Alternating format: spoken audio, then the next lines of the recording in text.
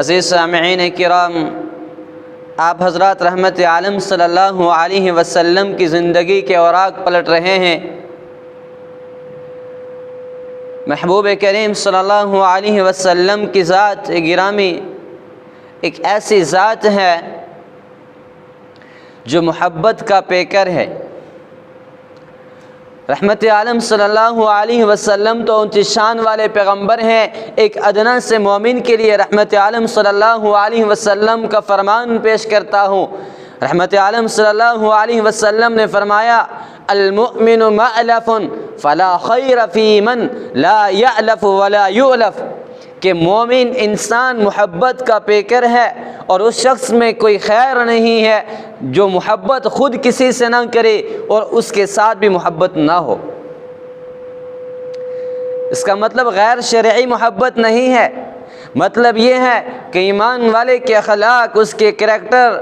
اور اس کے معاملات اتنے صاف شفاف ہوتے ہیں کہ ہر انسان اس کے ساتھ معاملہ کرنا چاہتا ہے، ہر انسان اس کے ساتھ لین دین کرنا چاہتا ہو، ہر انسان اس کے ساتھ کاروبار کرنا چاہتا ہو، اور وہ ایسا ہو کہ جو خود دوسروں کے ساتھ بھی محبت کرتا ہو، وہ دوسروں کے لیے جیتا ہو۔ کوئی بیمار ہو جائے عیادت کے لیے جائے، کوئی پریشان حال ہو اس کا بوجھ اپنے کندھوں پر اٹھائے، کوئی مقروض ہو اس کے قرض کی ادائیگی کے لیے اس کی مدد کرے، کسی کو کوئی اور پریشانی ہو اس کی پریشانی میں، اس کے دکھوں میں اس کا شریک ہو، اس کا نام ایمان والا ہے۔ جب ایک ایمان والے کے لیے رحمت عالم صلی اللہ علیہ وسلم کا یہ فرمان ہے کہ مومن وہ ہے جو دوسروں کے ساتھ محبت سے پیش آتا ہو اور خود اس کے ساتھ بھی کائنات میں بسنے والی اشیاء محبت کرتے ہوں، اور آپ اس سے سوچ سکتے ہیں کہ خود رحمت عالم صلی اللہ علیہ وسلم کی محبت کا کوئی اندازہ ہو سکتا ہے؟ رحمت عالم صلی اللہ علیہ وسلم کے ساتھ انسان کو ہر پہلو سے محبت ہونی چاہیے۔ انسان کوئی بھی کام کرتا ہے، اس کام کے پیچھے 3 راز ہوتے ہیں۔ سب سے پہلے انسان فطری طور پر کوئی کام کرتا ہے، فطری طور پر کسی چیز کی طرف محبت سے مائل ہوتا ہے۔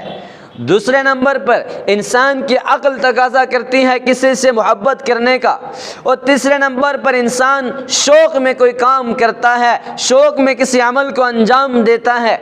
سب سے پہلا مرحلہ فطرت کا ہے۔ فطرتاً انسان جیسے بیوی کی طرف مائل ہوتا ہے، جیسے بچوں کی طرف مائل ہوتا ہے، جیسے مال اور اسباب کی طرف اور جائیداد کی طرف انسان مائل ہوتا ہے، ایک مومن سے یہ چاہا جا رہا ہے کہ فطرتاً رحمت عالم صلی اللہ علیہ وسلم کی طرف مائل ہو جائے۔ اسی کو رحمت عالم صلی اللہ علیہ وسلم نے بیان فرمایا، لا یؤمن احدکم، تم میں سے کوئی ایک بھی کامل، اکمل اور مکمل ایمان والا اس وقت تک نہیں ہو سکتا ہے حتی اکون احب الیہ من والدہ وولدہ والناس اجمعین، تب تک نہیں ایمان مکمل ہو سکتا جب تک مجھ سے ایسے نہ محبت کرے جیسے بیوی بچوں سے محبت کرتا ہے، جیسے اعزاء اور اقرباء سے محبت کرتا ہے، جیسے اور دیگر رشتہ داروں سے محبت کرتا ہے۔ غرض ہے کہ دنیا کی کسی بھی چیز کے ساتھ انسان محبت کرے،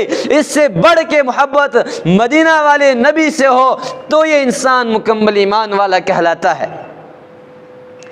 پہلا مرحلہ کہ انسان سب سے زیادہ محبت رحمت عالم صلی اللہ علیہ وسلم کے ساتھ کرے۔ فطری طور پر انسان رحمت عالم صلی اللہ علیہ وسلم کی طرف مائل ہو، چنانچہ حضرات صحابہ کرام کا یہ معمول تھا، وہ فطری طور پر رحمت عالم صلی اللہ علیہ وسلم کی طرف مائل ہوتے تھے۔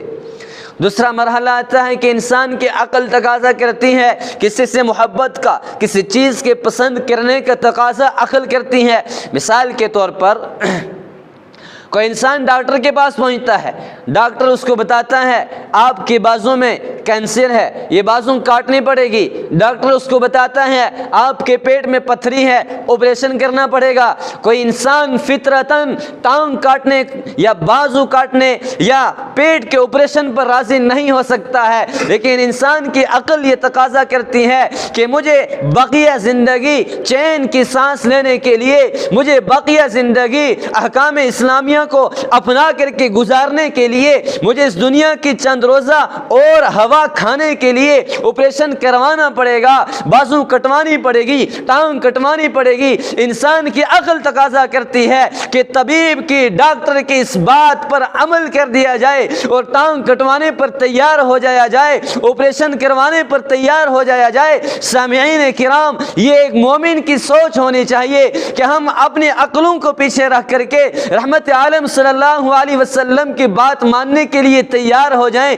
رحمت عالم صلی اللہ علیہ وسلم کی سنتوں پر عمل کرنے کے لیے تیار ہو جائیں، آخرت میں کامیابی حاصل کرنے کے لیے رحمت عالم صلی اللہ علیہ وسلم کے نقش قدم پر چلنے کے لیے تیار ہو جائیں۔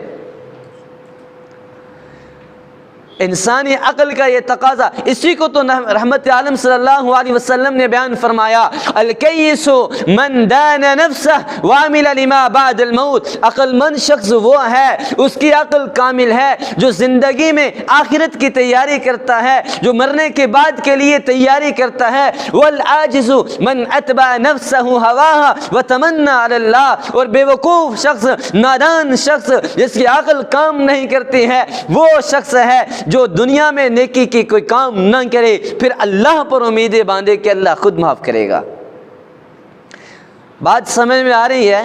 سب سے پہلے فطری طور پر انسان کسی چیز کی طرف مائل ہوتا ہے، اور اسلام کا تقاضا ہے کہ انسان فطری طور پر رحمت عالم صلی اللہ علیہ وسلم کی طرف مائل ہو۔ پھر انسان عقل کا تقاضا ہے، انسانی عقل کا تقاضا، ہر اچھی چیز کو انسان قبول کرتا ہے، ہر اچھی چیز کو انسان ایکسپٹ کرتا ہے، ہر اچھی چیز کو انسان اپنے اندر ڈھالنے کی کوشش کرتا ہے۔ لہذا رحمت عالم صلی اللہ علیہ وسلم کی زندگی سے بڑھ کر کے ایک انسان کے لیے اور کوئی نفع بخش چیز نہیں ہو سکتی۔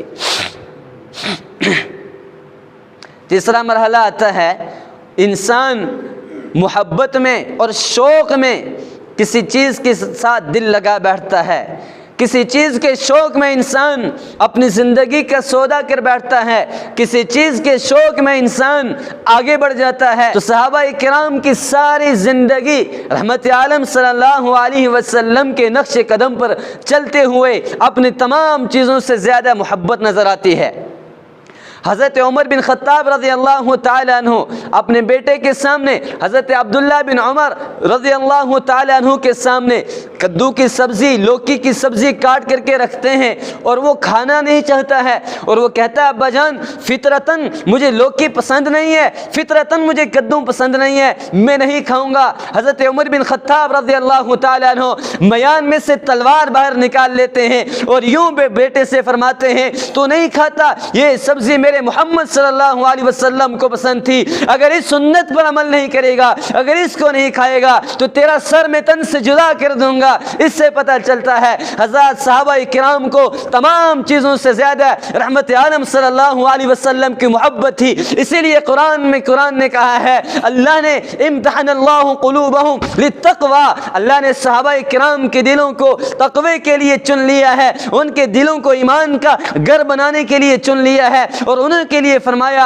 اولئک هم الراشدون، یہ پکے ہدایت یافتہ ہیں، اولئک هم الفائزون، یہ کامیاب ہونے والے ہیں، اولئک هم المؤمنون حقا، یہ پکے ایمان والے ہیں۔ عبداللہ بن ابو بکر رضی اللہ تعالیٰ عنہ اپنے ابا جان سے مخاطب ہوتے ہیں اور فرماتے ہیں ابا جان جب میں کفر میں تھا آپ ایمان پر تھے، اور آپ رحمت عالم صلی اللہ علیہ وسلم کی صف میں تھے، میں مکہ والوں کی صف میں تھا، اور جگہ کا نام تھا مقام بدر۔ جب جنگ بدر ہوئی، جنگ بدر میں آپ مسلمانوں کی صف میں تھے، میں کفار و مشرکین کی صف میں تھا۔ ابا جان ایک نہیں بلکہ 10 مرتبہ میری تلوار نے آپ کی گردن کا سامنا کیا، لیکن آپ ابا کا چہرہ جب میرے سامنے آتا تھا میں تلوار کو ہٹا لیتا تھا۔ میرے دوستو، حضرت ابوبکر صدیق رضی اللہ تعالیٰ عنہ اپنی زبان کھولتے ہیں اور کیا ارشاد فرماتے ہیں، بیٹا آپ کی تلوار نے تو 10 مرتبہ میری گردن کا سامنا کیا تو آپ نے ہٹا لی، رب کعبہ کی قسم میری تلوار اگر آپ کا سامنا ایک بار بھی کرتی تو تلوار نہ ہٹتی، اس لیے کہ بیٹا تو بعد میں تھا، پہلے تو محمد صلی اللہ علیہ وسلم کے مقابلے میں آیا تھا۔ یہ ایمانی محبت ہے، یہ ایمان کا تقاضا ہے، یہ ایک انسان سے چاہا جا رہا ہے۔